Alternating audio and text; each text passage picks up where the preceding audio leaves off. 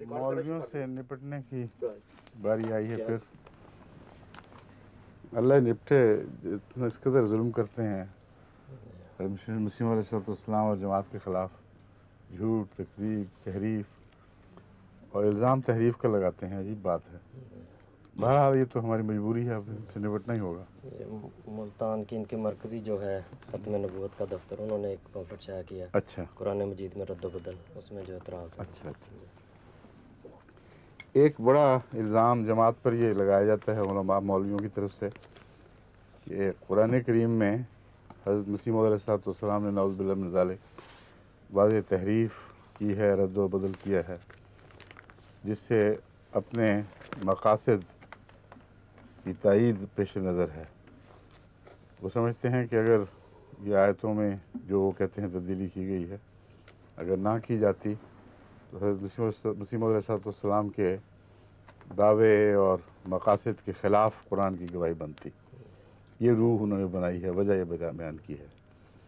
ये अमदन ये इसलिए कहते हैं ताकि साहिब किताबत की गलती का जो उसूल मुसल्लम है उस शिक से निकाल कर एक दूसरी शिक में दाखिल करें, और बड़ी होशियारी और चालाकी से ये बात जान कर लिखते हैं। हालांकि एक भी जगह ऐसी नहीं जहां वो गलतियां हज़रत मसीह मौऊद अलैहिस्सलाम के मौक़िफ़ पर कोई तायीदी असर डालती हों। जैसा कि अब तफसील से मैं गुफ्तगू करूँगा, उनका होना ना होना जमात के इल्म कलाम के साथ कोई भी ताल्लुक़ नहीं रखता, बल्कि लुत्फ़ की बात यह है कि अगर आयत के कातिब ने गलत लिख भी दी तो उसके नीचे तर्जुमा मसीह मौऊद अलैहिस्सलाम ने दुरुस्त लिखा हुआ है, जिससे पता चलता है कि हज़रत अक़दस मसीह मौऊद अलैहिस्सलाम के जहन में जो उस वक्त आयत थी वो सही और दुरुस्त आयतें तो सब दुरुस्त ही होती थी, मगर कातिब की गलती तर्जुमे में दाखिल नहीं हुई।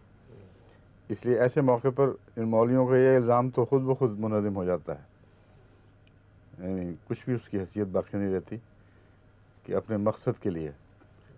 एक दफ़ा मुझसे एक दफ़ा मौलवी साहब ने आके गुफ्तगू भी की थी, लंबी एक फहरिस्त लेके आए थे।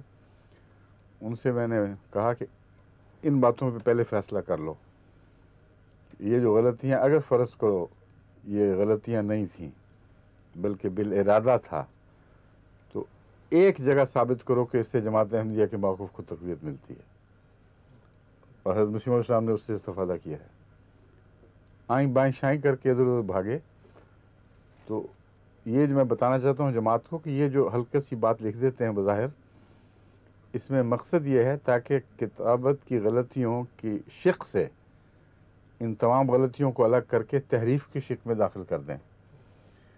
और ये बात इतनी जाहिलाना है कि इनकी अक्ल पर इंसानी अक्लें सर पीटें तो कोई बईद नहीं।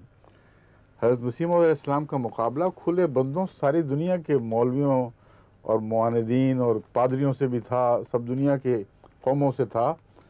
इस्लाम की सच्ची तस्वीर आप दुनिया के सामने पेश कर रहे थे, और वो तहरीफ शुदा आयतें उनके इल्म में ना आती उस वक्त। और क्यों इस बात को महबस माना बनाया गया कि तुमने ये दलील फ़लाँ बात पर कायम की है और असल यूँ है इसलिए वो दलील टूट गई, कहीं भी ये जिक्र नहीं चला। और कोई आदमी होश के नाखून ले कर ही नहीं सकता। बड़े बड़े उलमा हज़रत मसीह मौऊद अलैहिस्सलाम के मुअय्यद बने, बड़े बड़े चोटी के उलमा ऐसे जिनके पास संग को भी अक्सर दूसरे उलमा नहीं पहुँचते, उन्होंने हज़रत मसीह मौऊद अलैहिस्सलाम की बैत की, पूरी तरह आपकी तायीद में मुस्तैद हो गए। मौलवी मोहम्मद आसन साहब अमरोहवी बहुत चोटी के उलमा में शुमार होता था। हज़रत खलीफतुल मसीह अव्वल हकीम नूरुद्दीन, इतना बड़ा मर्तबा था इल्म का कि हम मौलवी अब्दुल लतीफ़ साहब जो बहावलपुरी देवबंद के सनद याफ्ता उस्ताद भी वहीं रहे, और चूँकि दिल में नेकी थी इसलिए वफ़ात मसीह के मसले पर आकर उन्होंने अपनी क्लास में ऐलान कर दिया कि मैंने गौर किया है इस मामले में अहमदी सच्चे हैं, इसलिए मैं इस्तिग़फ़ार करता हूँ, बहुत तौबा कर रहा हूँ, बहुत खौफज़दा हूँ, लेकिन चूँकि तुम्हें मैंने ये आयतें पढ़ानी हैं जो आज ज़ेर बहस हैं, इसलिए मैं मजबूर हूँ इस हकीकत को इजहार के लिए। बहुत चोटी के आलिम थे। اور اس سے جب خدا تعالیٰ نے ایک نیکی کی توفیق دی تو پھر اگلا سلسلہ تو پھر بہت آسان تر ہوتا چلا گیا. چنانچہ مولوی صاحب ہمارے استاد بھی تھے، حضرت مولوی عبداللطیف صاحب بہال پوری. قرآن کریم کے ساتھ بہت عشق تھا اور بڑا گہرا فہم ان کو عطا ہوا تھا، کئی تفسیریں بھی لکھی ہیں. انہوں نے مجھے بتایا خود، کہتے ہیں ہمارے دیوبند میں علماء کہا کرتے تھے کہ مرزا صاحب کی کتابوں کے علم سے تم متاثر نہ ہونا اگر تم پڑھو گے تو، کیونکہ یہ ان کو مولوی نور الدین پڑھاتا ہے اور یہ ساری باتیں وہ بہت بڑا عالم ہے. تو دیوبند میں بھی حضرت خلیفۃ المسیح اول کے علم کے چرچے تھے، وہ بھی قرآن کے حافظ تھے. سارے علماء بزرگ چوٹی کے ساتھ بیٹھے ہوئے تھے، کسی کے ایک کے ذہن میں بھی یہ خیال نہ آنا اور پھر کھلم کھلا ان سب کو نعوذ باللہ دھوکہ دینا جو ایمان لائے ہوئے تھے آپ کی صداقت پر، اس دعوے پر کہ قرآن 100% درست ہے. صرف یہی نہیں بلکہ ایک اور بات میں یہاں ضمناً بتا دوں، میں ہر آیت پر تفصیلی بحث کروں گا. ضمناً بتانا ضروری سمجھتا ہوں کہ یہ سارے علماء وہ ہیں جو ایسے مسالک سے تعلق رکھتے ہیں جو قرآن کریم میں اس کے ناسخ منسوخ کے قائل ہیں.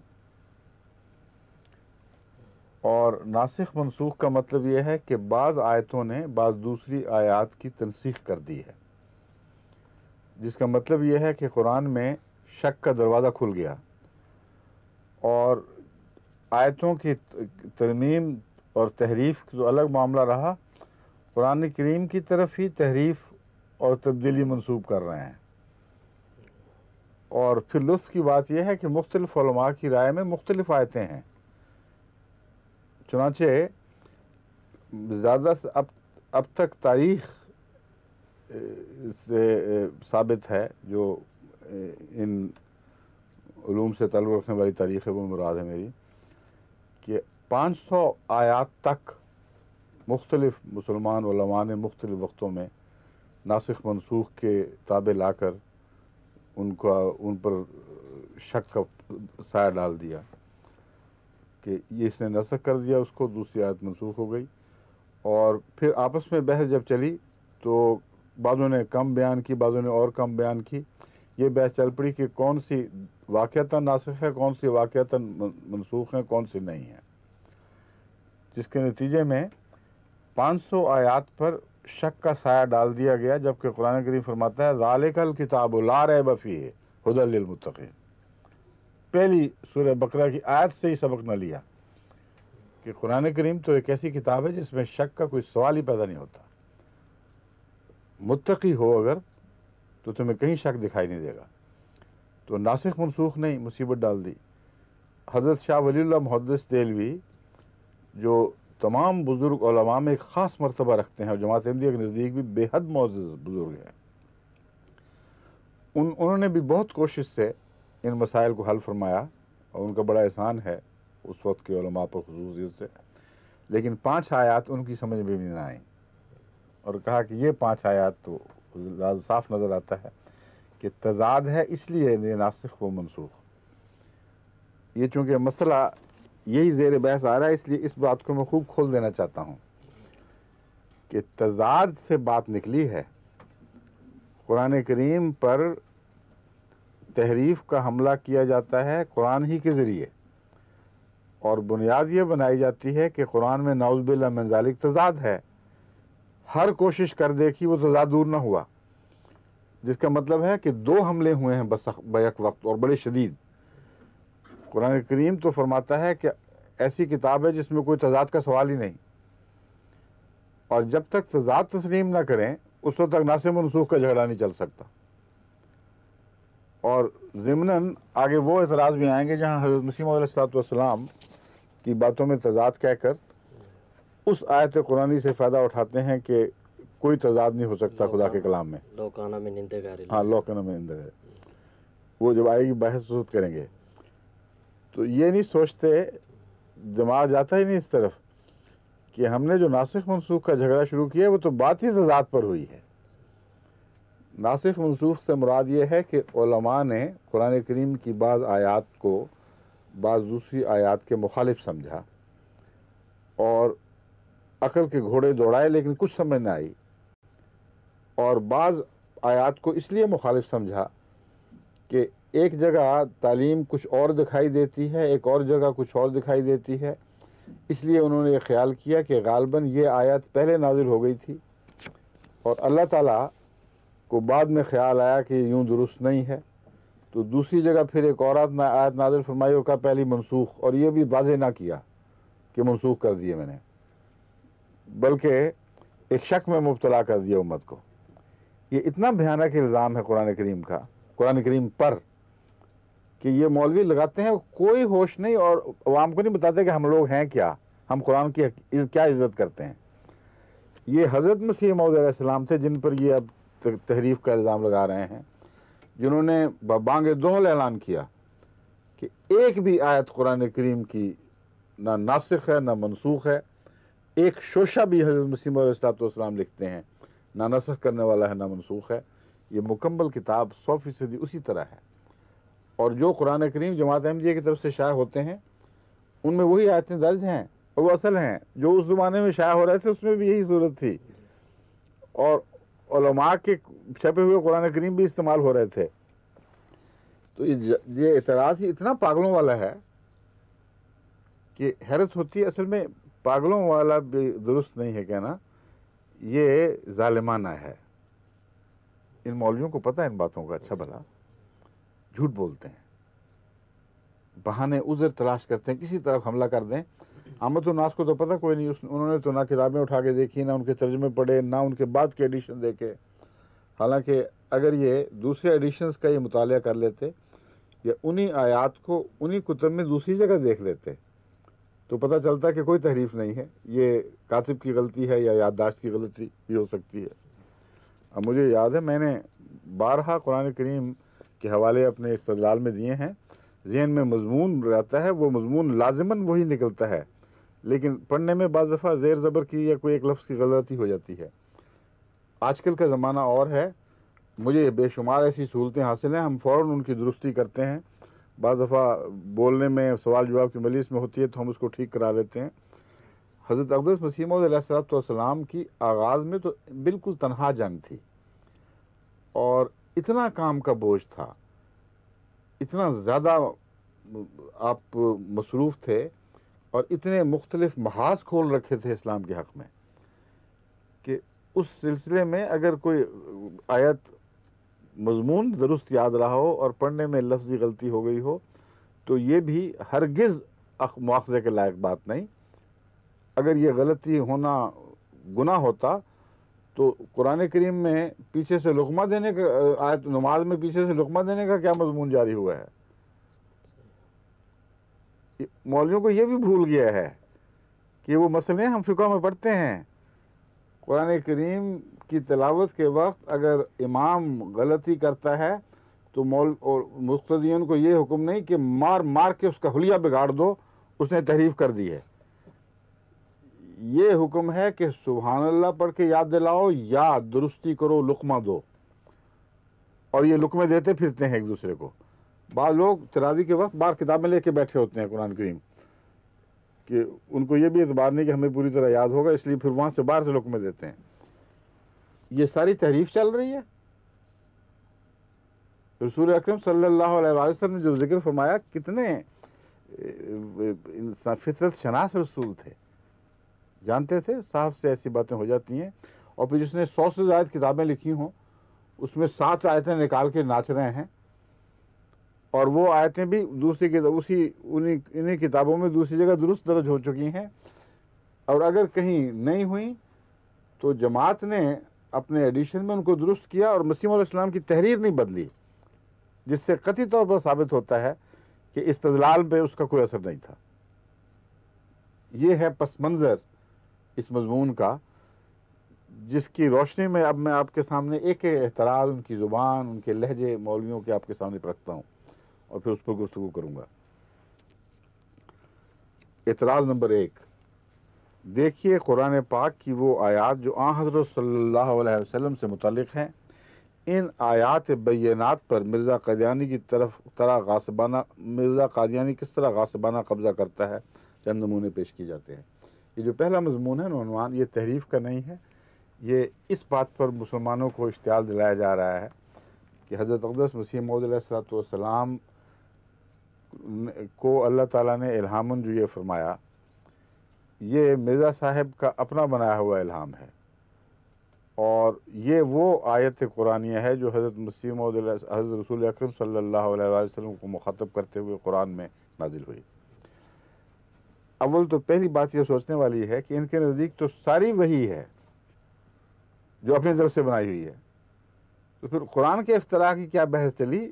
پھر تو نعوذ باللہ یہ مفتری ہے جس نے خدا پر افتراء باندھے، پھر ان 7 یا 4 یا 20 آیتوں کو نکال کر یہ کیا بحث جائے بیٹھے ہو بیوقوف ہو؟ تمہارا تو الزام یہ ہے کہ خود بناتا تھا، خود گھڑتا تھا، اور ہر لفظ خود بنایا ہوا ہے۔ تو جس نے خدا پر ویسے براہ راست افتراء باندھ رکھا ہے، اس نے رسول اللہ صلی اللہ علیہ وسلم والی چند آیات اپنے اوپر لگا لی، تو تمہیں اس سے کیا پھر خاص فائدہ پہنچے گا؟ اس لیے خلط مبس ہے۔ اگر یہ خلط مبس نہ ہو تو پھر یہ تسلیم کرنا پڑے گا کہ ان کے نزدیک باقی الہامات تو درست ہیں جو اللہ تعالیٰ نے فرمائے ہوں گے ضرور، کیونکہ وہ اس میں رسول اللہ صلی اللہ علیہ وسلم والی آیات نہیں ہیں۔ یہ آیات جو آن حضرت صلی اللہ علیہ وسلم کے لیے خاص ہیں، یہ مرزا صاحب کی اپنی بنائی ہوئی لگتی ہیں۔ اس لیے یہ بھی تو غور کرنا چاہیے، احمدیوں کو سمجھ لینا چاہیے کہ یہ سارا قصہ اپنا مولویوں کے اندرونی تضاد کو ظاہر کر رہا ہے، ان کی سوچوں کو، ان کی فکروں کو، کہ جو شخص مفتری کہتا ہے کلیتاً، اس کا پھر آگے حق ہی کوئی نہیں کہ یہ فلاں جگہ سے کیوں چنی، فلاں جگہ سے کیوں چنی۔ جو مفتری ہے خدا پہ جھوٹ بول رہا ہے، پھر آگے کیا باقی رہ گیا؟ تو قرآن پر بولے، حدیث پر بولے، ساری باتیں ضمنی اور ثانوی رہ جاتی ہیں۔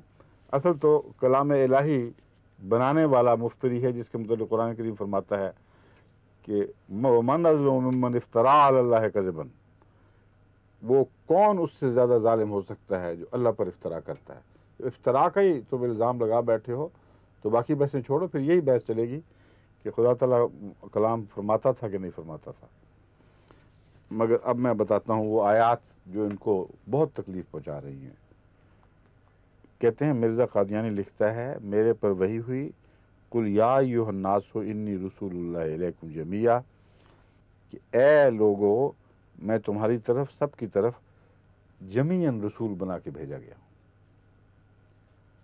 اب سوال یہ ہے کہ یہ آیت لازماً حضرت اقدس محمد مصطفیٰ صلی اللہ علیہ وسلم کے متعلق ہے، لیکن جب مسیح دنیا میں نازل ہوگا اور ان کے نزدیک سچا ہوگا، تو وہ آیت اپنے متعلق پڑھے گا کہ رسول الی بنی اسرائیل، میں صرف بنی اسرائیل کا رسول ہوں؟ کیا کہے گا وہ دنیا کو؟ اگر حضرت محمد رسول اللہ کا پیغام عالمگیر ہے اور تمام دنیا کے ہر انسان کے لیے آنے والے مسیح نے خدا کی طرف سے نمائندہ بن کے اترنا تھا، تو وہ کون سی آیت کا اپنے لیے انتخاب کرے گا؟ رسول الی بنی اسرائیل والا؟ اس کو تو پھر صرف بنی اسرائیلی نبی بنا دیا جائے گا اور سارے مسلمان رد کر دیں گے کہ ہمارے پاس کیا کرنے آئے ہو۔ یا اس آیت کا انتخاب ہوگا اس کے لیے جو محمد رسول اللہ کے ذل میں، آپ کی غلامی میں لازماً اس ریفارمر یا مصلح کو خدا تعالیٰ کی طرف سے الہاماً عطا ہونی چاہیے، جس کے سپرد یہ کام تھا کہ جو کام تمہارے آقا مولا محمد مصطفیٰ کا ہے وہی تمہارا ہے، جو دائرہ اس کا تھا اسی دائرے میں تم نے کام کرنا ہے، ورنہ لیظہرہ علی الدین کلہ کی بات پوری کس طرح ہوتی؟ ایک طرف اللہ فرماتا کہ تجھے ہم نے سارے جہانوں کے لیے قرآن کو غالب کرنے کے لیے بھیجا ہے، محمد صلی اللہ علیہ وسلم کا دین پھیلانے کے لیے بھیجا ہے، دوسری طرف کہتا کہ تجھے سب جہانوں کی طرف ہم نے پیغام دینے کے لیے بھیجا ہی نہیں، تو صرف چند مولویوں کے لیے کو پیغام دے دے اور بس کافی ہو گئی۔ یہ کیسا تضاد اللہ کے ہاں ہو جاتا، یہ عقل ہی نہیں کرتے۔ مگر اب آگے چلتے ہیں، پھر میں اس کی تفصیلی بحث بعد میں لے کے آؤں گا۔ کہتے ہیں الہام ہوا تو سراج منیرہ ہے، چمکتا ہوا چراغ ہے۔ تذکرہ سراج منیرہ رسول اکرم صلی اللہ علیہ وسلم کے متعلق ہے، اور جس کا یہ دعویٰ ہو کہ میں تمام تر نور حضرت محمد رسول اللہ سے لے کر دنیا میں منتشر کر رہا ہوں، اس کو خدا نے یہی فرمانا تھا کہ تیرا نہیں ہے، اصل منبع وہ ہے جو محمد رسول اللہ ہیں، جن کو میں نے سراج منیر بنایا تھا، انہی کے ذیل میں، انہی کے ذل کے طور پر تجھے یہ فریضہ سونپا گیا ہے۔ الہام ہوا یا ایھا المدثر، یہ بھی رسول اللہ صلی اللہ علیہ وسلم کے متعلق خصوصیت سے الہام ہے. کہتے ہیں یہ بھی ہمیں بہت تکلیف دیتا ہے کہ یہ کیوں ہو گیا. اگر تو خدا نے کیا تو پھر خدا سے لڑتے رہو، کیوں ہو گیا. اور اپنی طرف سے بنایا تو میں پہلے ہی جواب دے چکا ہوں کہ ساری وہی اپنی طرف سے بنا لی ہے تو پھر اس سے کیا فرق پڑتا ہے. الہام ہوا وما ارسلناک الا رحمۃ للعالمین، اس کا جواب پہلے میں اس کو سمجھا چکا ہوں. انی رسول اللہ علیکم جمیعا والی بات ہی اس آیت میں ہے. مترجمہ یہ ہے کہ ہم نے تجھے تمام جہانوں کے لیے رحمت کے سوا اور کچھ نہیں بنا کے بھیجا، یعنی ہم نے تجھے سارے جہانوں کے لیے رحمت بنا کے بھیجا ہے. الہام ہوا انا اعطیناک الکوثر، آگے کہتے ہیں اے بریکٹ میں مرزا، یعنی اللہ تعالیٰ فرماتا ہے اے مرزا ہم نے آپ کو کوثر دیا. الہام ہوا انا اعطیناک الکوثر، رسول کریم صلی اللہ علیہ وسلم کو کوثر عطا فرمایا ہے. اگر کسی کا یہ دعویٰ ہو کہ وہی چشمہ ہے کوثر کا جس سے میں فیض یاب ہو کر آگے دنیا کو دے رہا ہوں اور یہ خدا نے مجھے عطا فرمایا ہے، تو یہ اس میں تکلیف کی یا جھگڑنے کی کیا بات ہے. حضرت مسیح موعود علیہ السلام تو خود فرماتے ہیں کہ این چشمہ رواں کے بخلق خدا دے ہم یا قطرے ز بحر کمال محمد است، کہ یہ جو تم میرے ہاتھ سے ایک بہتا ہوا چشمہ عرفان کا دیکھ رہے ہو یہ محمد رسول اللہ کے سمندر سے ایک قطرہ ہے. اور انا اعطیناک الکوثر میں محمد رسول اللہ کے کوثر سے فیض یاب ہونے کی خوشخبری اور یہ پیغام ہے کہ تو کچھ اور پیش نہیں کر رہا، 100% وہی پیش کر رہا ہے جو تیرے آقا و مولا کو ہم نے عطا کیا تھا. اسی چشمے سے فیض رسانی کی ہم نے تجھے اب طاقت بخشی ہے. کہتے ہیں تمام مسلمان جانتے ہیں کہ منجبہ تمام آیات میں رسول رحمت صلی اللہ علیہ وسلم سے خطاب ہے، لیکن آگے لکھتے ہیں مسلمہ پنجاب، رسول اللہ صلی اللہ علیہ وسلم کے متعلق یہ لفظ بولتے ہیں. مسلمہ کذاب مشہور تھا نا، جو جس نے ایک نبوت کا دعویٰ کیا تھا رسول اللہ صلی اللہ علیہ وسلم کے بعد، وہ ان کو شوق ہے حضرت علیہ السلام کے لیے یہ لفظ استعمال کرنے کا. مرزا قادیانی ان تمام آیات کو اپنے سے منسوب کرتا ہے اور پھر بریکٹ میں لکھا ہوا ہے نعوذ باللہ من ذالک لعنت بر تو و برکار تو، تجھ پر لعنت ہو اور تیرے کاموں پر لعنت ہو، کہ تو نے کیا کر دیا. اگر جھوٹا ہے تو خدا اس سے بڑی لعنت ڈالتا ہے، مولوی کی لعنت کا تو فرق ہی کوئی نہیں پڑتا. اور اگر سچا ہے تو پھر یہ لعنت ان پر الٹے گی. اور اب میں بتاتا ہوں کہ الٹے گی کیسے. ابھی آپ کے سامنے سارا مضمون بیان ہوگا تو آپ کو سمجھ آ جائے گی. پہلی اصولی بات، کیا قرآن کریم کی آیات کسی امتی پر الہام نازل ہو سکتی ہیں کہ نہیں، یہ بحث سب سے پہلے ضروری ہے. سرتاج صوفیاء حضرت شیخ محی الدین ابن عربی فرماتے ہیں تنزل القرآن علی قلوب الاولیاء من قطع ما کونہ محفوظ لہم ولکن لہم فوق الانزال وہذا لبعضہم، یعنی قرآن کریم کا ولیوں کے دل پر نازل ہونا منقطع نہیں ہوا. قرآن کریم کا ولیوں کے دل پر نازل ہونا منقطع نہیں ہوا، باوجود ہی کہ وہ ان کے پاس اصلی صورت میں محفوظ ہے. کہتے ہیں یہ جو قرآن کریم محفوظ ہے یہ تو دیکھ سکتے ہیں، پڑھ سکتے ہیں، اس کے باوجود نبیوں ولیوں کے اوپر قرآن کریم کا نزول منقطع نہیں ہوا. لیکن اولیاء کو نزول قرآن کا ذائقہ چکھانے کی خاطر ان پر نازل ہوتا ہے اور یہ شان بعض کو عطا کی جاتی ہے. کیا ذوق الانزال فوق نہیں. اور اچھا ذوق، سوری لفظ میں دیکھتا ہوں کہاں لکھا ہوا تھا. یہ دیکھو نا ملا کے بعض دفعہ لکھنے میں غلطی لگ جاتی ہے. ایک اب آگے یہ بحث بھی آئے گی. ایک کاتب نے ایک خاص چیز کہیں لکھی تھی، اس پر بڑا مولوی اعتراض کرتے ہیں. الف الگ ہو اور تو اور بات ہے، الگ ساتھ مل جائے تو اور مضمون بن جاتا ہے، بعض دفعہ دھوکہ لگ جاتا ہے. بعض دفعہ الف ہوتا ہی نہیں لیکن اس طرح وہ اس کو لکھا جاتا ہے ایک حرف کو کہ وہ لگتا ہے الف لکھا گیا ہے. تو یہاں ذوق کی زال کو واو سے ملا دیا گیا ہے، دیکھیں نا وہ فوق بن گیا ہے. تو یہ لکھنے کی غلطیاں ہو جاتی ہیں. یہی تو ہم بحث کر رہے ہیں. انسان جان بوجھ کے نہیں کرتا، اپنے مقصد کے حق میں نہیں، بعض دفعہ اپنے مقصد کے خلاف بھی کر جاتا ہے. کیونکہ میں تو جو نظر آ رہا تھا وہی پڑھ رہا تھا، لیکن ترجمے میں مجھے تعجب ہوا تھا کہ ترجمہ اور ہو رہا ہے. ذوق الانزال ولاکن لہم ذوق الانزال وہذا لبعضہم، یہ ان کو نزول کا مزہ چکھانے کے لیے کیا جاتا ہے، اور یہ ان میں سے بعض کو عطا ہوتا ہے. حضرت شیخ عبد القادر جیلانی صاحب ہر سالک راہ کو مخاطب کر ہو کے فرماتے ہیں، اے انسان، اگر تو نیکی میں ترقی کرتا چلا جائے تو اللہ تعالیٰ تجھے اتنی عزت دے گا کہ تو خاطب بأنک الیوم لدینا مکین امین. فتح الغیب مقالہ 28 صفحہ 171 سورہ یوسف. یہ آیت ہے انک الیوم لدینا مکین امین، سورہ یوسف کی آیت ہے کہ تو آج سے ہمارے ہاں معزز مرتبے والا اور قابل اعتماد آدمی شمار ہوگا.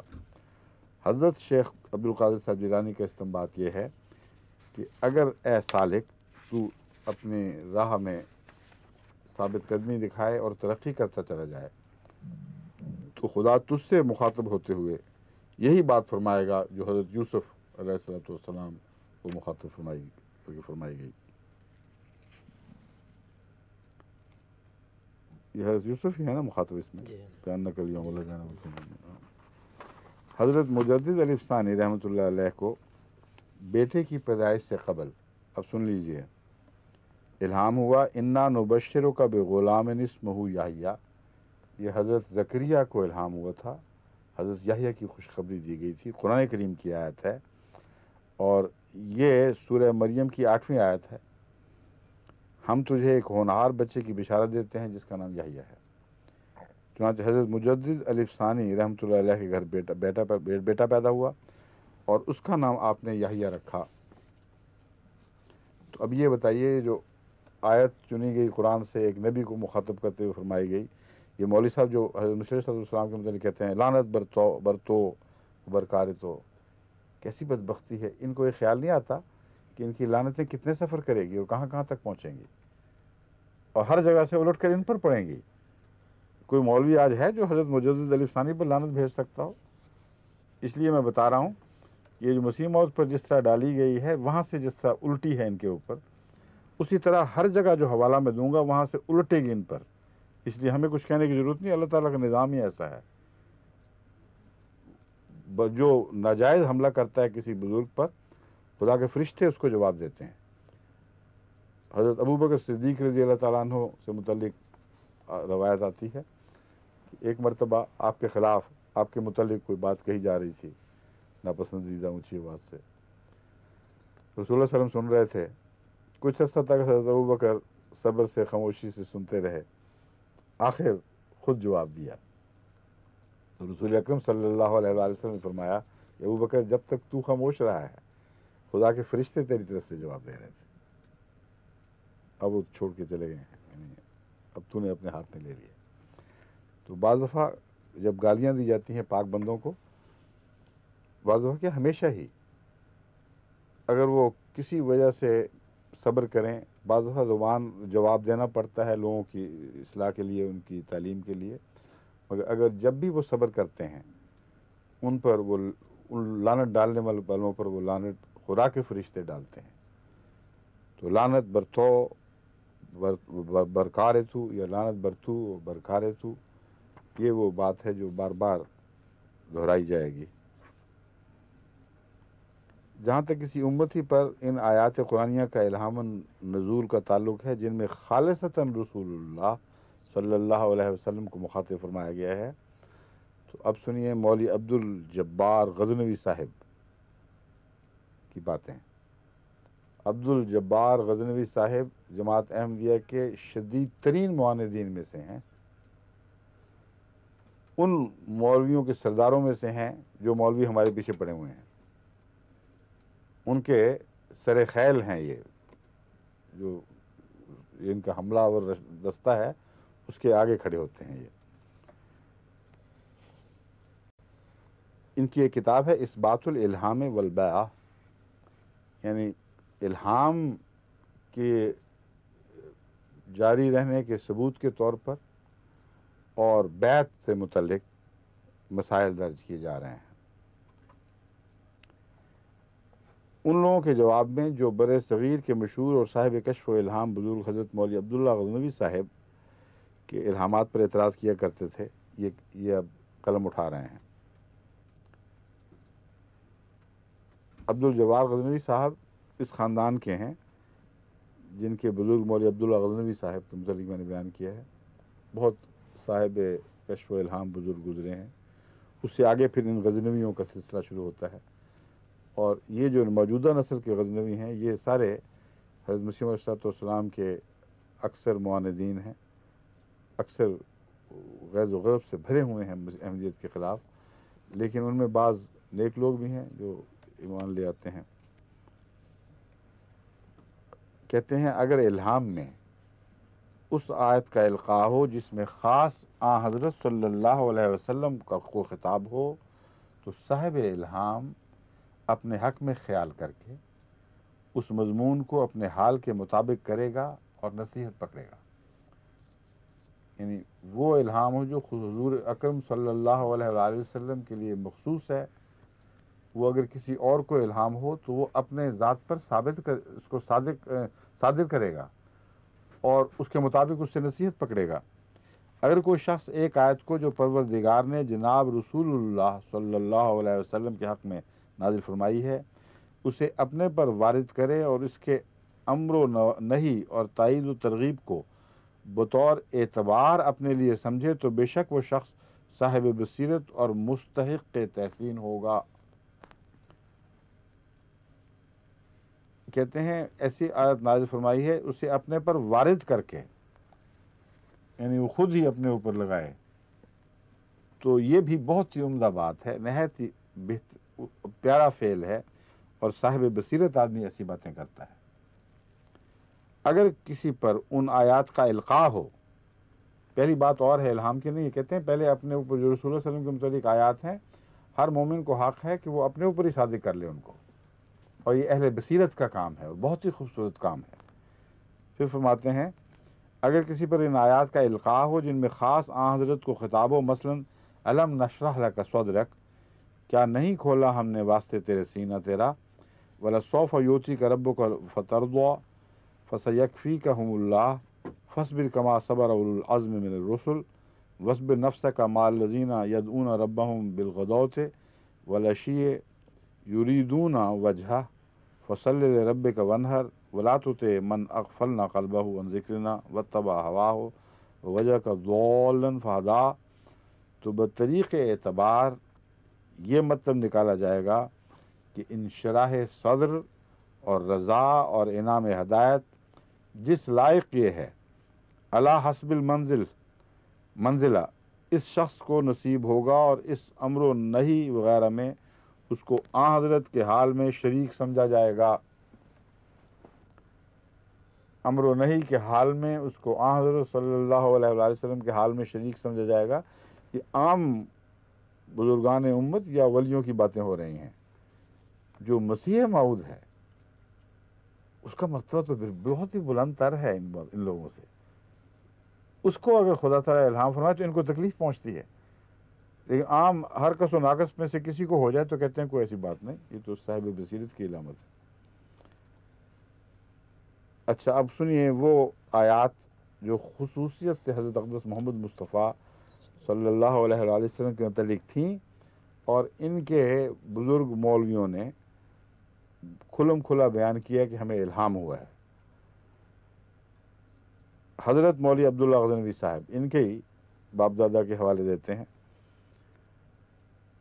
سوان عمری میں درج الہامات سے چند مثالیں سن لیجئے۔ ان کی سوال عمری جو لکھی گئی ہے، سوان مولوی عبداللہ غزنوی مولفہ مولوی عبدالجبار غزنوی و مولوی غلام رسول۔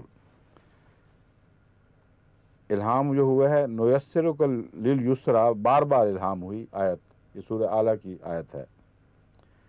وَإِنِ اتَّبَعْتَ أَهْوَاءَهُمْ بَعْدَ الَّذِي جَاءَكَ مِنَ الْعِلْمِ مَا لَكَ مِنَ اللَّهِ مِنْ وَلِيٍّ وَلَا وَاقٍ، سورہ رات کی 38ویں آیت ہے۔ یہ منوان اسی طرح جو حضرت صلی اللہ علیہ وسلم کے متعلق ہے، کہتے ہیں مولوی عبداللہ غزنوی کو خدا تعالیٰ نے الہام عطا فرمائی۔ پھر وصبر، ایک اور الہام آپ کو ہوا ہے، کہتے ہیں وصبر نفسک مع الذین یدعون ربہم بالغدوۃ والعشی یریدون وجہہ فإذا قرأنا فاتبع قرآنہ ثم علینا بیانہ۔ صفحہ 35، یہ سورہ القیامہ کی 19ویں آیت ہے۔ دو ہیں، دونوں جوڑ کے ایک بنائی ہوئی ہیں، دو ہیں نا اس میں۔ یہ کاف کی اور ایک اور بات بھی یہ ہے لطف کی، آگے جا کے جو بحث آئے گی اس میں پھر اس کو دوبارہ اٹھانا پڑے گا، کہ یہاں الہام جو ہوا ہے یہ ایک آیت پر مشتمل نہیں بلکہ 2 آیات کے ٹکڑوں کو جوڑ کر ہوا ہے۔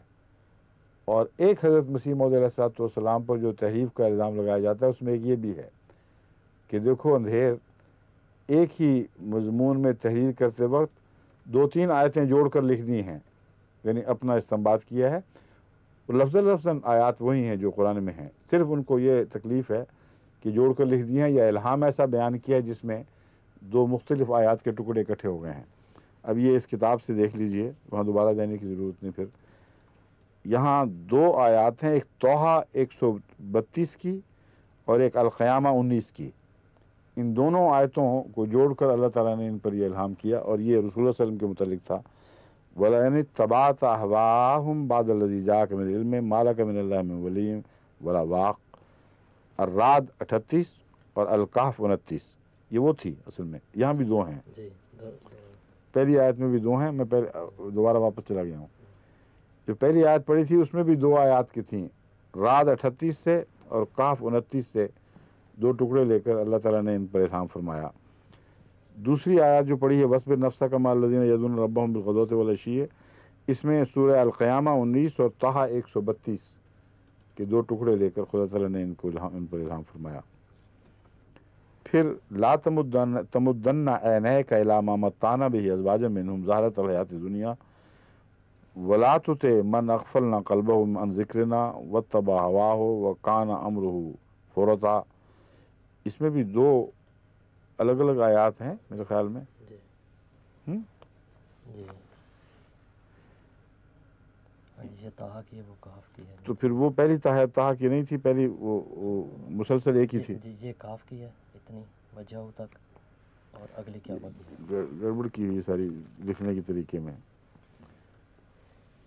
لکھنے کی طرح ایسی ہے بیچ میں ڈال کے۔ اصل میں جب یہ میرے پاس لے کے آئے تھے آج صبح کہ یہ گفتگو ہوگی، تو میں نے جب نظر ڈالی تو میں نے کہا کہ ان جو الہامات والی آیات ہیں ہمیں اصل حوالہ دیکھنا چاہیے کہ وہ کس جگہ سے ہیں، تاکہ کوئی غلطی سے ایسی بات نہ بیان ہو جائے جو وہاں نہ کہی گئی ہو۔ تو اصل الہام کو اس کے آیات کے سامنے رکھ کر پھر اس پر غور کرو۔ تو وہ چونکہ انہوں نے اب وقت نہیں تھا، جلدی میں کیا ہے، اس لیے بعض غلطیاں رہ گئی ہیں جو اللہ تعالیٰ نے وقت پر ہمیں سمجھا دیں۔ اب میں آپ کو دوبارہ آپ کے سامنے یہ باتیں رکھتا ہوں، غور سے سن لیجئے۔ وَلَئِنِ اتَّبَعْتَ أَهْوَاءَهُمْ بَعْدَ الَّذِي، والی آیت جو ہے یہ سورہ رعد کی 38ویں آیت ہے، اس میں 2 آیتیں نہیں ملائی گئیں۔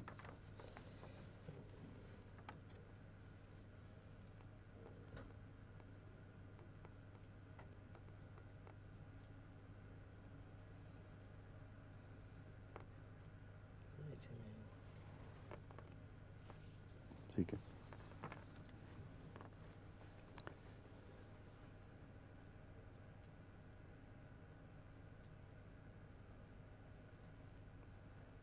پہلی اچھا ایک میں نے بات بیان کر دی، درستی ہو گئی نا۔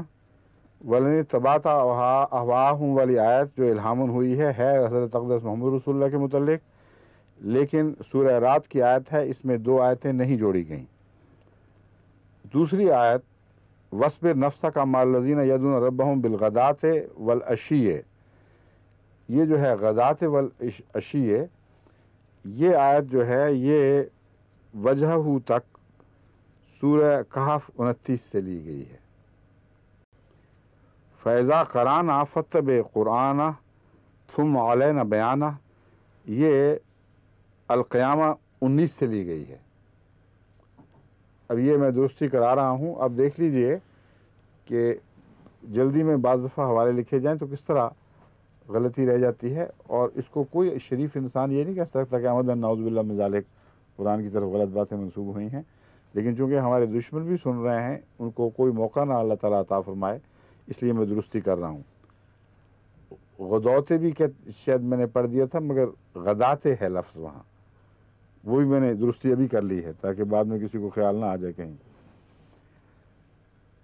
आगे सुनिए, अगली आयत है, ला तमुद्दन्ना ऐनैका इला मा मत्ताना बिही अज़वाजम मिनहुम ज़हरतल हयातिद दुनिया, कि तू अपनी आंखें उस तरफ मुमतद न कर, अपनी नज़र को उस तरफ न दौड़ा, मा मत्ताना बिही अज़वाजम मिनहुम, जो हमने उन पर उनको दुनिया के फ़ायदे की चीज़ें दी हैं, जोड़ा जोड़ा। ज़हरतल हयातिद दुनिया, ये दुनिया की ज़ीनतें हैं, दिखावे की, खूबसूरती की बातें हैं। तो कहीं मुराद ये है कि तमन्ना के साथ इन पर नज़र न डाल, ये काश ये मुझे हासिल होती। तमुद्दन्ना ऐनैका का ये मतलब है। हज़रत मोहम्मद रसूलुल्लाह सल्लल्लाहु अलैहि वसल्लम मुखातब हैं वाहिद में, और मुराद ये है कि सारी उम्मत को यही नसीहत है, 100% आप किताबें सबके लिए ये है। दूसरी ये आयत जो है, ये सूरह ताहा 133 से, ये 132 है शायद, 132, सूरह ताहा 132 से ली गई है। और इल्हाम मुसलसल अभी जारी है, बीच में कोई वक्फा नहीं आया हुआ, इसी तरह लिखा गया है। आगे है, वला तुते मन अग़फ़लना क़ल्बहु अन ज़िक्रिना वत्तबा हवाहु वकाना अमरुहु फ़ुरुता, सफ़ा 36, ये इनकी किताब का सफ़ा 36 है। अल-कहफ़ 29 से ये आयत का टुकड़ा लिया गया है। तो मुसलसल दो बातें जो हज़रत मसीह मौऊद अलैहिस्सलाम पर ये मौलवी लोग एतराज़ करते हैं, उनका जवाब इनकी किताबों ही से, इनके हवालों से मैं आपको दिखा रहा हूँ कि ये इल्ज़ाम भी झूठा और लगव और बेबुनियाद है कि अहले इस्लाम के नज़दीक कुरान करीम की वो आयात जो मोहम्मद रसूलुल्लाह सल्लल्लाहु अलैहि वसल्लम के लिए ख़ास हों, वो किसी उम्मती पर नाज़िल नहीं हो सकती। इसलिए जिसने भी ये इफ्तरा किया है, उसने दोहरा गुनाह किया है, ये बिल्कुल झूठ है। इनके अपने मुसल्लमा उलमा की किताबों में उनके मुतल्लिक़ ये इल्हामात लिखे हुए हैं। दूसरा इल्ज़ाम ये लगाते हैं कि मिर्ज़ा साहब मज़मून की रवानी में या अपने इल्हामात में, ये जैसा कि समझते हैं, कुरान करीम में रद्दो बदल करते हैं, 2 आयतों या 3 आयतों को जोड़कर एक जगह इकट्ठा कर देते हैं, जो सरासर नाजायज़ है। इसका अलग जवाब और भी आएगा, मगर याद रख लें कि इल्हाम इलाही जो इनकी मौलवी साहब की तरफ मंसूब हुआ है, इसमें बैन ही यही बात हुई है। और इनके आजकल के मौलवियों को किसी को ज़रूरत नहीं कि इनके ऊपर इनको मुखातब करके कहें लानत बरतो व बरकारे तो, लानत बरतू व बरकारे दोनों तरफ पढ़ते हैं। अहले फारिस तो गालिबन बरतो पढ़ते हैं, या इसका तो भी तलफ़ुज़ है और तू भी तलफ़ुज़ है। अच्छा जी, आगे चलिए।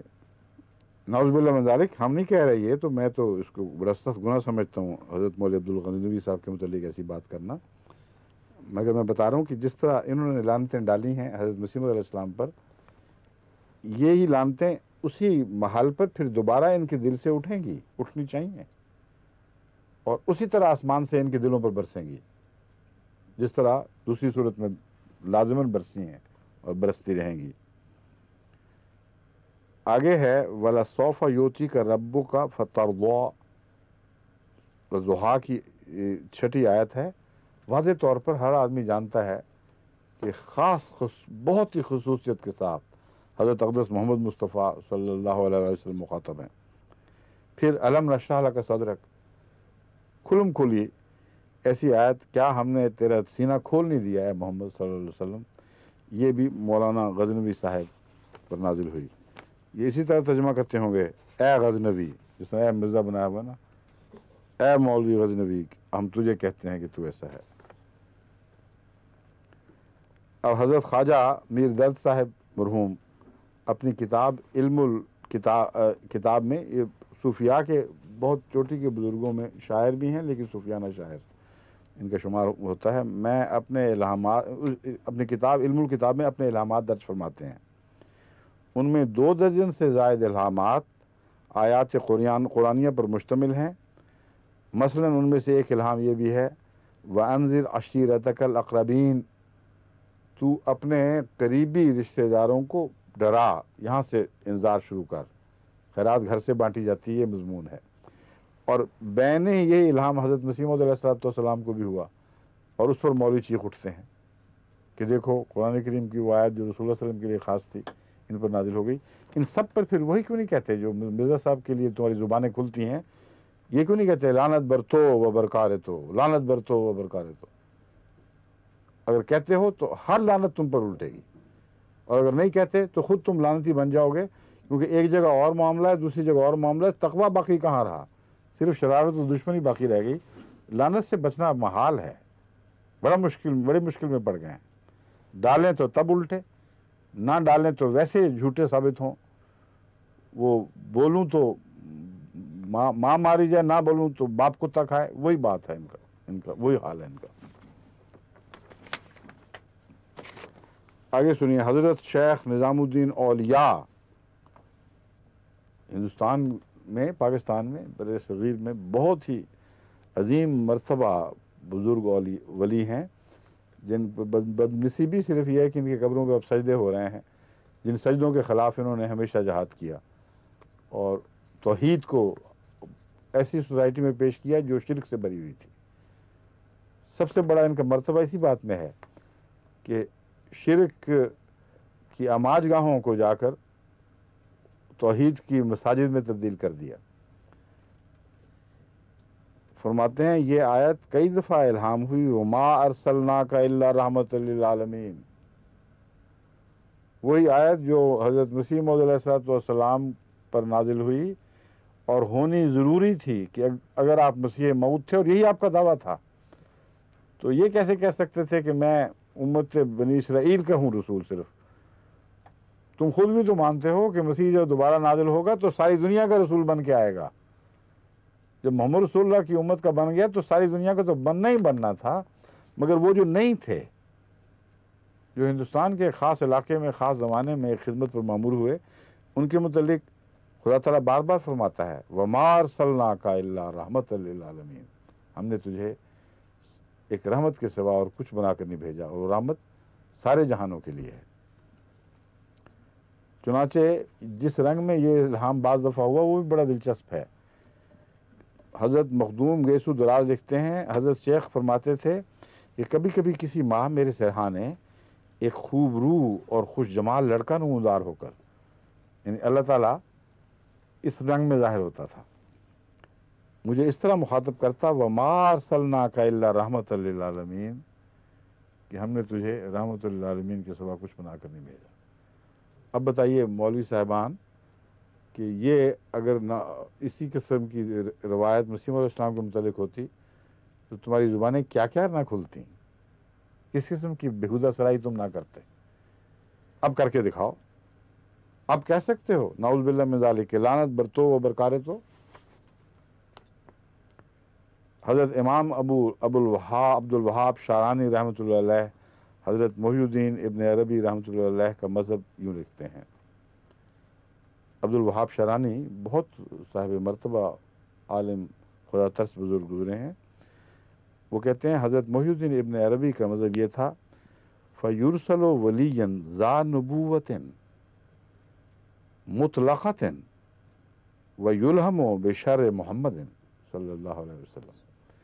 یہاں مسیح کا ذکر ہوا رسول کا، کہتے ہیں فَيُرْسَلُ وَلِيًّا، مسیح ایک ایسے ولی کے طور پر نازل ہوگا، ذا نبوۃ مطلقۃ، جس کو مطلق نبوت عطا ہوگی، کوئی شرط نہیں ہے، وَيُلْهَمُ بِشَرْعِ محمد، اور اس پر براہ راست محمد رسول اللہ کی شریعت نازل ہوگی۔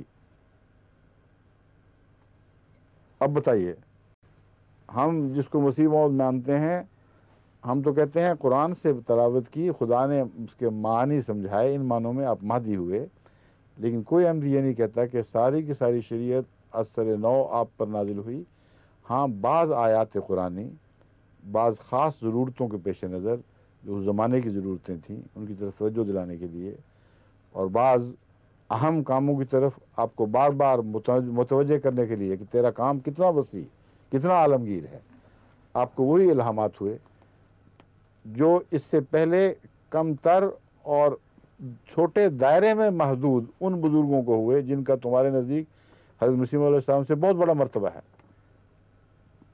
ان کو جھوٹا قرار دینے میں ایک دلیل یہ بنا لی ہے تو ان کو بھی پھر جھوٹا کہو. یہ کون سا انصاف ہے کہ جھوٹ کی ایک دلیل ایک جگہ استعمال کرتے ہو کھل کر اور بے دریغ استعمال کرتے ہو, اور وہی دلیل بین ہی جب کسی اور کو جھوٹا ثابت کرتی ہے تو وہاں سے اپنی ہاتھ کھینچ لیتے ہو, اپنی زبانیں بند کر لیتے ہو, گونگے اور بہروں کی طرح دیکھتے ہو ان حالات کو اور خاموش رہتے ہو. کوئی کسی کی مجال نہیں ہے کہ ان بزرگوں کے خلاف آواز بلند کرے. حضرت ابن عربی, محی الدین ابن عربی کے خلاف بھی تو کہو نا پھر وہی بات. یہ حال ہے ان مولویوں کا جن سے ہمیں نپٹنے کے لیے ایک مجبوری درپیش ہے, ورنہ دل نہیں چاہتا ان کی باتیں اس طرح کرنے کو. انہوں نے اتنا زیادہ پاکستان کے بیچارے سادہ لو عوام کو, بلکہ تعلیم یافتہ لوگوں کو اتنا زیادہ بدزن کر دیا احمدیت کے خلاف کہ اگر وہ احمدیوں سے شرافت سے ملتے ہیں تو ان کی شرافت ہے یا ایمان کی کمزوری مولویوں کے نزدیک, اور مولویوں کے نزدیک تو ایمان کی کمزوری ہی ہے. وہ کہتے ہیں ہم نے اتنا گند اٹھالا, ایسا ان کو کافر و مرتد قرار دیا, ایسا مردود کہتے رہے, لیکن پاکستان کے عوام ابھی بھی وہ چودھری شاہ نواز کی فیکٹری کے بنے ہوئے مشروب پیتے ہیں, کہتے ہیں شیزان. وہ کہتے ہیں شیزان پیتے ہیں تو ان کا سارا ظاہر باطن حرام نہیں ہو جاتا. اور مجھے یقین ہے کئی لوگ گواہ ہوں گے اگر ان میں صداقت تو بھیجیں کہ بے شمار مولوی شراب گرمیوں میں شیزان کی بوتلیں پیتے ہوں گے لطف اٹھا کے. تو یہ ہو کیا رہا ہے؟ ان مولویوں کا یہ حال ہے جن احمدیوں پر یہ فتوے ہیں, وہی باتیں جب ان کے بزرگ کہتے ہیں تو اس وقت بالکل گونگے بہرے ہو کر بیٹھ جاتے ہیں. ان سب بزرگوں کے ماننے والوں کی کارخانے بند کراؤ نا, ان کے خلاف بھی مہمات چلاؤ. کوکا کولا کی اور بھی فیکٹریاں وہاں موجود ہیں. میں شیزان کے حق میں کچھ نہیں کہہ رہا, میں صرف مثال دے رہا ہوں کہ ان لوگوں کا حال یہ ہے کہ اس بات کے جرم کو اپنی طرف سے جرم ثابت کر کے پھر اس طرح تتبع کرتے ہیں کہ پاکستان میں ہر احمدی کی زندگی اجیرن ہو جائے, حرام ہو جائے, ان کے ساتھ مکمل بائیکاٹ ہو جائیں. اور وہی عقیدے ان کے بزرگوں کے اپنے تسلیم شدہ وہ ان کی کتابوں میں بارہا لکھے ہوئے اور اس کے خلاف ٹس سے مس نہیں ہوتے. بس ثابت یہ ہوا کہ یہ جو غلط فہمیاں پھیلا رہے ہیں عوام الناس میں بھی اور بزرگوں شرفاء میں تعلیم یافتہ لوگوں میں, یہ سب ظلم ہے. اور اس ظلم کے نتیجے میں یہ جو تحریکات ہیں بائیکاٹ کی, ظلم و ستم کی, یہ جاری ہوتی ہیں. یہ الگ بات ہے کہ جو مسلمان ان کی باتیں مانتے نہیں, دل ان کا گواہی دیتا ہے کہ یہ جھوٹے ہیں, وہ کچھ پرواہ نہیں کرتے, شیزان پھر بھی چلتا ہی ہے. لیکن یہ تو اللہ کا فضل ہے ان بیچاروں پر. اور جہاں تک ان کی کوشش کا تعلق ہے, یہ بغض و عناد کی فضا پھیلائی گئی ہے. جو ان کی باتیں مانے اس کا کیسے دل چاہے گا کہ احمدی سے ملے, لیگ سے لیگ کرے, ان سے مسافے کرے. مگر ان سب کا اندر یہی حال ہے. ہمارے پاس بہت گواہیاں اس بات کی ہیں. کہتے ہیں یہ تو ہمارا کاروبار ہے, مجبوری ہے, چھوڑو پرے ان باتوں کو. اور پھر بعض ایسے ہیں جنہوں نے احمدی اتباع کے دست شفقت سے فیض اٹھاتے ہوئے دم توڑا ہے. مولوی ظفر علی خان صاحب ساری عمر مخالفت بیچارے کرتے رہے, مگر جب مری میں ان کے آخری دن تھے تو ساری قوم چھوڑ بیٹھی تھی ان کو, کسی کو پرواہ نہیں تھی ظفر علی خان کہاں گیا اور کیا کیا کہتا تھا. جب تک ان کی زبان چلتی, جب تک ان کا قلم رواں تھا, خوب لکھا کرتے تھے, اس میں کوئی شک نہیں. ان کے بعض اشعار ادبی لحاظ سے بہت اچھے ہیں, خواہ جماعت کے خلاف ظلم کے لحاظ سے کیسے بھی ہوں, مگر ادبی نقطہ نگاہ سے جس طرح علامہ اقبال کو بھی خدا نے ایک خاص فصاحت اور قادر الکلامی عطا فرمائی تھی, ان کی زبان بڑی شستہ اور بہت ہی ٹکسالی کی زبان تھی. لیکن جب تک وہ زبان چلتی رہی, جب تک اس قلم کے وہ قلم گل کترتا رہا, اس وقت تک تو واہ واہ واہ واہ ہوتی رہی. جب وہ آخری عمر کو پہنچے, بیمار ہوئے, سب چھوڑ چھاڑ کے بیٹھ گئے. حضرت مسلم موعود خود بیمار تھے, مری میں بھی ان دنوں تھا. تو ان کو اطلاع ملی کہ مولوی ظفر علی خان صاحب کی تو بیچارے کی یہ حالت ہے، کیونکہ بعض ہمارے مربیان یا جامعہ کے طالب علم یہ معلوم کر کے بیمار ہیں، ان سے آخری دنوں میں ملنے کے لیے گئے تھے، انہوں نے جو حالت قسم پرستی کی دیکھی ہے بہت پریشان ہوئے، حضرت مسلم موعود کو پیغام بھیجا، حالانکہ خود اس وقت ضرورت تھی، ہر وقت ڈاکٹر ہے، آپ نے اسی وقت ڈاکٹر حشمت اللہ خان صاحب کو اور حکم دیا کہ بلا تاخیر فوراً چلے جاؤ اور کچھ نہیں ان کو اور کہنا، صرف ان کی بیماری کی خدمت کرنی ہے، ان کو دوائیں دینی ہیں، ان کا علاج کرانا ہے۔ چنانچہ کوئی چھیڑا نہیں گیا، کہیں یہ نہیں کہا گیا کہ تم کیا کرتے تھے، ہم کیا کر رہے ہیں، اور اللہ تعالیٰ کے فضل کے ساتھ وہ احمدی طبیب کے فیض سے فائدہ اٹھاتے ہوئے انہوں نے اس حالت میں دم دیا ہے۔ مولوی طالع صاحب بخاری بیچارے ساری عمر جماعت کے خلاف بولتے رہے اور ایسے ایسے پھکڑ تولتے رہے کہ جواب نہیں تھا اس کا، عوامی مقرر تھے، جب بولنے پر آئیں تو بس پھکڑوں کے دریا بہا دیا کرتے تھے، اور ان کے اوپر پھر ہمارے عبد المجید صاحب سالک نے بھی خوب پھپتیاں کسی ہیں شاہ صاحب کے اوپر، وہ بہت ہی پرلطف کلام ہے ان کا بھی، آپس میں اس طرح یہ ایک دوسرے کے ساتھ چٹکلے کرتے تھے، مجلسوں سے الگ ہو کے جب بیٹھتے تھے تو قطعاً وہ انہیں تعصبات نہیں دکھایا کرتے تھے، بے تکلف بعض باتیں تسلیم بھی کر لیا کرتے تھے، کہتے ہیں ہاں یہ تو ہمارے سلسلے چل رہے ہیں۔ یہ جب آخری بیماری تک پہنچے ہیں تو مولوی ہمارے غلام باری صاحب سیف مرحوم مغفور، یہ شاید جامعہ کے کچھ اور طالب علم لے کے گئے تھے ساتھ یا اکیلے گئے تھے، بہرحال یہ تو گئے تھے یقیناً، ملتان پہنچے ان کی عیادت کے لیے، ان کو تعارف کرایا ہم کون ہیں، کہاں سے آئے ہیں، جامعہ احمدیہ کے پروفیسر ہیں، فالج سے بیچارے معذور پڑے ہوئے تھے بستر پر، کوئی قریب پاس نہیں پھٹکتا تھا، اپنے گھر کا کوئی بچہ شاید معمولی خدمت کر رہا تھا، بڑی ہی قابل تکلیف حالت تھی۔ تو مولوی صاحب نے حال پوچھا تو کہتے کیا حال پوچھتے ہو، زبان نکالی باہر، کھینچی ہاتھ سے کہ یہ کتیا جب تک بھونکتی رہی، قوم داد تحسین دیتی رہی، واہ واہ کرتی رہی، پھول نچھاور پیسے پھینکتی رہی، اب یہ کتیا جب سے بیمار بند پڑی ہے کوئی نہیں پوچھتا۔ یہ بھی ان کی فصاحت و بلاغت کا ایک انداز تھا، اس طرح کی زبان جو اپنے متعلق بھی استعمال کر لیتے تھے تو دوسروں سے ویسی زبان استعمال کرنا کوئی تعجب کی بات نہیں تھی، مگر وہی زبان ان کو لے بیٹھی آخر پہ کیا ثابت ہوا، اپنے منہ سے وہ اقرار کرتے ہیں کہ یہ حالت تھی اس زبان کی۔ تو ان علماء بیچاروں کا یہی حال ہے، اللہ رحم پر رحم فرمائے، اور آخری وقت پہ پھر جماعت ہی پھر ان کو پوچھتی بھی ہے، ان سے حسن سلوک کرتی ہے، اور یہی میری نصیحت ہے جماعت کو کہ ان کو جو بات کہتے پھریں ہم مجبوراً جواب دیتے ہیں، اور حقیقت میں ان کے لیے ہمدردی ہے، ہماری دعا تو ان کے متعلق یہی ہے، یہی رہے گی کہ اللہم اہد قومی فانہم لا یعلمون۔ بعض پاکستانی جب یہ دعا سنتے ہیں میرے منہ سے، جو محمد صلی اللہ علیہ وسلم کی دعا ہے، تو بہت پریشان ہوتے ہیں کہ آپ کو پتہ نہیں ہمیں ان پہ انہوں نے کتنے دکھ دیے ہیں۔ میں ان سے کہتا ہوں مجھے نہیں پتہ، اللہ کا تو پتہ ہے۔ حضرت محمد رسول اللہ کی دعا ظالم کے حق میں تو نہیں سنی گئی تھی، جب دو میں سے ایک مانگا یا دو کے حق میں دعا تو کی تھی نا، ایک ابو جہل اور ایک عمر، تو ابو جہل تو اسی نحوست کی زندگی موت مر گیا، اور حضرت عمر کو اللہ تعالیٰ نے اندھیروں سے کھینچ کے نور میں داخل فرما دیا۔ تو یہ بیوقوفی ہے لوگوں کی جو یہ سمجھتے ہیں کہ اچھی دعا کر دو گے تو مارے جاؤ گے، اپنے ہاتھ کاٹ بیٹھو گے۔ جو سارے ظالم صفاق ظلم کے گناہ گار اور جھوٹ بولنے والے افترا کرنے والے مولوی ہیں، یہ سارے تمہاری دعا سے اچانک بخشے جائیں گے تو ہم کیا کریں گے، ہمارے ہاتھ کیا آئے گا۔ یہ بچگانہ خیال ہے۔ اگر حوصلہ دل کا بلند کرو گے اور دعا کرو گے تو عالم الغیب سے دعا کر رہے ہو، اگر کوئی گنجائش ہو ان کی بخشش کی تو وہ بخش دے گا، کیا حرج ہے، پھر کیا تکلیف ہے تمہیں؟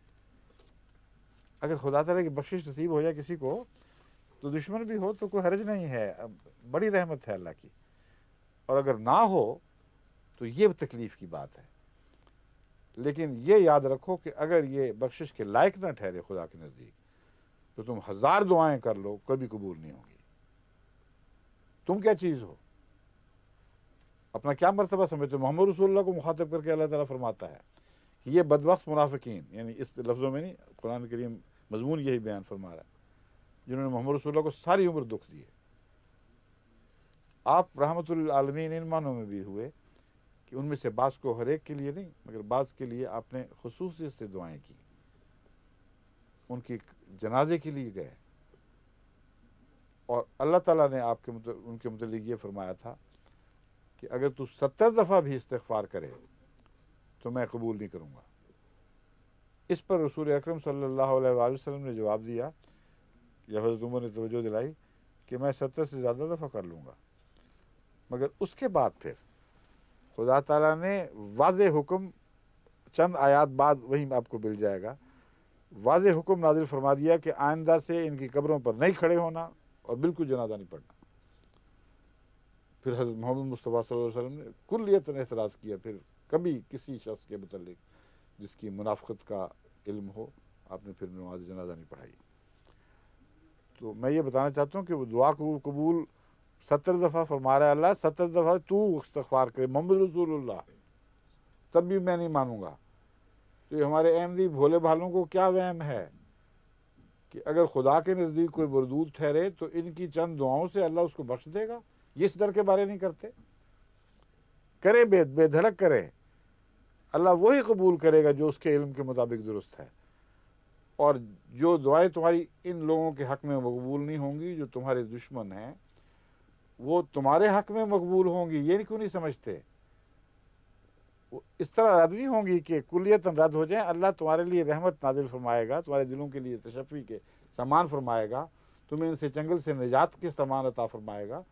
بس یہ وہ ساری باتیں ہیں جن کو پیش نظر رکھنا چاہیے. اللہ تعالیٰ آپ کے ساتھ ہو، آپ کا حامی و ناصر ہو. دکھ برداشت کریں، اور اتنی ہی دعا زیادہ سے زیادہ کرنی ہے تو اتنی کریں جو الہام میں نازل ہوئی ہے، اس سے زیادہ نہیں. اور ان حالات میں جہاں یہ اللہ تعالیٰ کی طرف سے مسیح صلی اللہ علیہ وسلم کو مخاطب کر کے فرمایا گیا تھا کہ کتے مسلط کیے جائیں گے، اس کے آخر پر یہ دعا ہے، اللہم ممزقہم کل ممزق وساحقہم تسحیقا. اے خدا، ان کا جتھا جو ہے وہ ہمارے خلاف بہت ظلم کر بیٹھا ہے، اب ان کو پارا پارا ٹکڑے ٹکڑے کر کے بکھیر دی جیسے پہلے بکھیرے جاتے رہے ہیں. ساحقہم تسحیقا، یہ جو بٹا دے ان کو، اب ان کی دشمنیاں نابود کر دے تاکہ شریف لوگ ہدایت پا سکیں، ان کے شر سے بچ سکیں. یہ مضمون ہے، یہ کریں آپ بے شک، اس پر مجھے کوئی اعتراض نہیں ہے. کیونکہ الہامی دعا ہے، اللہ تعالیٰ بہتر جانتا ہے، جس نے سکھائی ہے وہی جانتا ہے کس حد تک کن معنوں میں اس کو قبول فرمائے گا. بس یہ اس دعا کی میں آپ کو تحریک کرتا ہوں. باقی اپنے دل میں خیر ہی رکھیں، کوشش کریں. جو اپنے ظالم کے حق میں خیر کی دعا چاہتا ہے اس کا مرتبہ خدا کے نزدیک بہت بڑھتا ہے. آپ کے اندر خود پاک تبدیلیاں پیدا ہوں گی. اللہ آپ کا حامی ناصر ہو. السلام علیکم ورحمۃ اللہ.